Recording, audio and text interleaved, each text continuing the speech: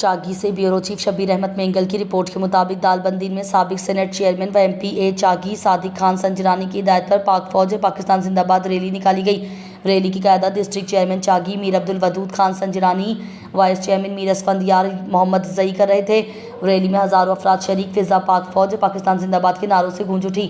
سابق Saint chairman و M P اے چاگی حاجی میر محمد صادق سنجرانی کی ہدایت پر ڈسٹرکٹ چاگی کے صدر مقام دالبندین میں ڈسٹرکٹ چیئرمین چاگی میر عبدالودود خان سنجرانی اور ڈسٹرکٹ وائس چیئرمین میر اسفندیار خان یار محمد زئی کی قیادت میں سنجرانی ہاؤس داؤد آباد سے کار ریلی نکالی گئی۔ ریلی شہر کے مختلف شاہراہوں پر گشت کی۔ ریلی میں بلوچستان عوامی پارٹی کے عہدیداران، کارکنان، خان پینل کے سرکردہ شخصیات، معروف ٹھیکیدار حاجی عبدالرؤف ریکی، سردار عبدالغیاث درانی، سردار زادہ نثار درانی، میر جمیل جان سنجرانی سمیت علاقے کے دیگر نمائندین شریک تھے۔ گاڑیوں پر پاکستان کا پرچم آویزاں تھی۔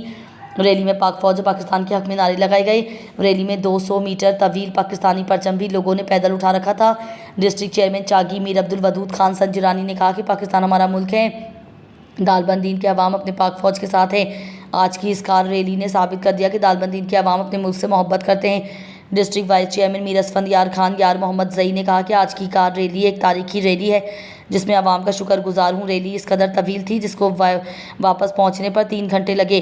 کار ریلی کے لیے مختلف شاہراہوں پر پولیس اور لیویز سیکیورٹی اہلکار تعینات تھے۔